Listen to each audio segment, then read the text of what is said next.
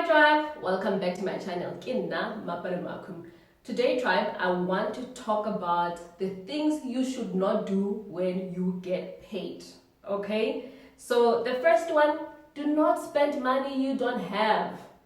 Unfortunately, a lot of people run out of money even before their next payday, even before, man, way before their next payday. So how they fund their lifestyle or the things that they need, mostly once between the day they get paid until from the day they run out of money until the day they get paid again, is through credit card, overdraft, and those silly payday loans that you see doing the rounds on the internet.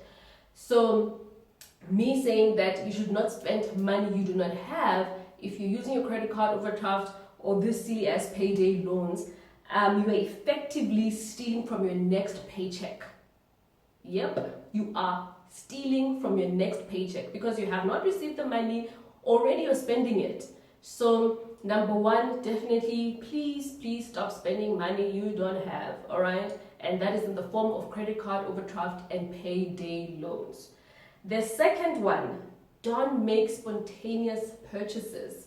I have seen way too many people, you get so happy on payday, you go into a store. Actually, what are you doing? What are you doing at the shops? What are you doing at the mall? Why don't, you know what? I hate malls so much. Like, for me to go to a shopping mall, you really have to pay me. I just despise shopping malls. If I could buy everything online, I would gladly do so. Malls are crammed, they gotta, so spontaneous purchases. So you walk past Zara, you go into Zara, you go into Forever New, any store that you like, just to browse. I have never seen a woman who says, I'm going to browse, I'm window shopping, and they actually do that. So when you have money and when you've just been paid, you feel like you're rich, you feel like, whoa, I've made it, I'm out of here, all my worries are gone. And by you going into a store, you are really just tempting yourself. You probably will walk out with some sort of item. And normally most of these shops, especially for women, stuff is like 600 bucks, 700 bucks that you do not plan on spending. So if you find yourself at a shopping mall, at one of those shops, and you're just there browsing, if you have the urge to spend, my advice is apply the 48-hour rule, okay? Make it 72 if you want, all right? I know some people say 24 hours, but after 24 hours, I find that, I still want the item. I'm still thinking about it. I'm still thinking, what piece of clothing can it go with? So I say that 48-hour rule, 72 hours, really. And that's saying to yourself, whenever you want to spend money spontaneously that you do not intend on spending, wait for 48 hours, wait for 72 hours and say, do I still really want this item so badly? Most times you'll find that you still want it because it's a nice shiny new thing that could be in your wardrobe or in your garage or whatever it is, whatever purchase, right? But what the 48 hours or the 72 hours allows you to do is to actually think about the biggest picture, the biggest scheme of things in terms of your budget, and to really reflect and say, can I afford this or can't I? And you will find that, you know what, you probably think you can, but your money is going to run out so quickly, then you're going to end up spending money you don't have, bringing us to point number one again, So I think, put some measures in place that if you do find yourself at a shopping mall, that you apply the 48 to 78 hour rule, okay? So number 3. Okay, this one, it's actually funny because in January, when a friend of mine from Belgium was here. Hi, Ria. I don't know if you're gonna see this, but this made me think about the time she was here and we went clubbing. Guys, I am not a clubbing person. I have not clubbed in a long as time. I just don't like the fact that you can't sit down. You can't sit down and have a conversation. I mean, now we're screaming at each other's ears and I have to stand. Clubbing is just not for me. But when she was here, we decided, okay, we're gonna go out and have some fun. And when we got there, guys, hey, these clubs are crazy. These clubs are crazy. I actually did a post on it on my Instagram, Mapalamaku, about just how expensive it is. Drinks are expensive. For you to sit down at a club, you need to buy a bottle. You need to buy a bottle of something. And this earlier we had been having gin and tonic. The same brand in the club was 1,300 and then some.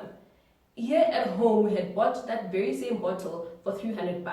And I was like, oh hell no. No ways, no how am I going to pay $1,300 just to sit my butt down. So we ended up just going to a place downstairs from where we were, and it's a restaurant. You could still hear the music, you could still hear the vibe and see the vibe. I don't know, I just don't like clubs. But I know for sure that's not the kind of money I want to spend on liquor or on going out. Yeah, it's just not a priority for me, okay? So one of the things that you should not be doing when you do get paid is going out, clubbing, eating out, that month end 10 up, because you're feeling rich, you're feeling like, oh goodness, the stress is gone, I finally have money, because you end up actually spending way more money on those days than just saying, okay, you know what, I got paid today, I'm gonna chill at home, relax, I'll maybe go out for dinner or whatever it is you enjoy. Even if you do enjoy clubbing, kudos, that's fine. But I think if you don't do it on the day that you get paid, you are more level-headed. Yeah, let's put it that way.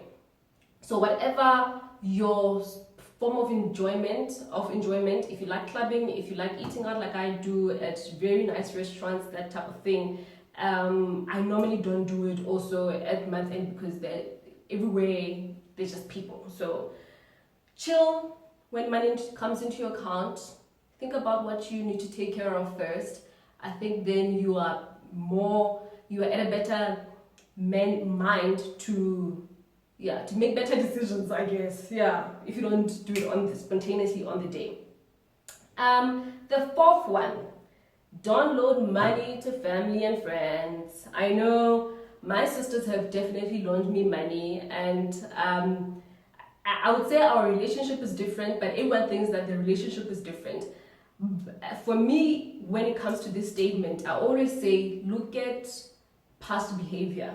Look at who is this person, can I trust them? And obviously, I think the most important thing, look at how much it is that you're loaning them. Okay, I would not definitely loan a friend 50,000, 100,000, 200,000. Hell no. Actually, I don't even have friends who have ever asked me for money. My really, really close friends, no, we don't roll like that. We don't roll like that. Not saying that if ever they were in trouble, I wouldn't, because I know their character, I know who they are, I know the type of people they are. So I know if they were to come to me, really that would be the very last resort, and they would just be like, you know what, I really need help in this case. But for someone who just loans money frivolously every single month, they are on your door, just no, don't loan money to family and friends unless, yeah. I think they're very unique situations, but you also have to have that intuition to read who people are. I think that one speaks for itself. And also the last one, stick to your budget.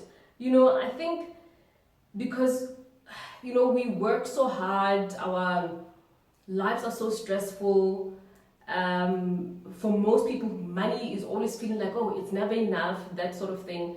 A lot of the times when you have money, it feels like, woo, okay, the pressure is off for a little bit. But if you don't stick to your budget, if you end up doing all of these things all at once on the day that you get paid, the probability that you're going to run out of money is very high. So by you taking a break and sitting down and saying, hey, okay, let me see actually what does my budget look like, it helps you stick to your budget that much more. On the day that you get paid, you need to step back and look at, okay, what are my expenses? What are my debts that I need to pay? What are my savings and investment goals? Have I done all of those things? Then sure, I can go out clubbing, I can go out to that fancy dinner, or I can go get myself that pair of shoes, whatever it is. But I think with money, really, it is all about mindfulness. It is really just being about it's about being self-aware, you know.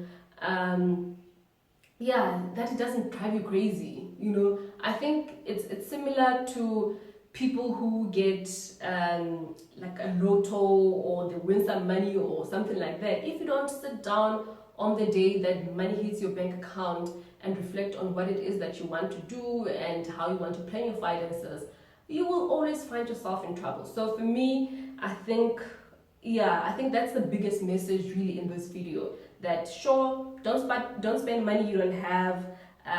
Don't make spontaneous purchases, you know, that must end turn up. Don't loan money to family or friends.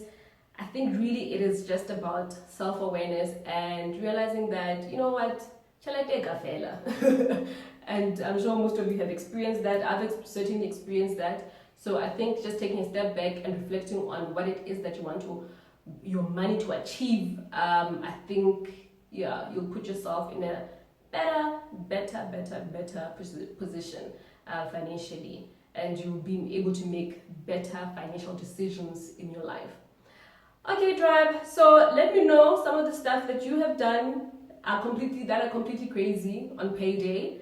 Some of the things that you have gone and spent on, or actually if you have some good stories about what you do, like some sort of ritual that you have on payday whenever you get paid, that are sensible, let me know. But also those things that you've done that are not as sensible when it comes to payday. We all have them, okay? Alright, tribe. Thank you so much for watching. Remember to follow me on Instagram, Mapanomaku, and on Facebook, Woman and Finance. And as I always say, I'm on Twitter as well. It's Woman and Finance. And yeah, thank you so much for watching. I will see you soon. Bye.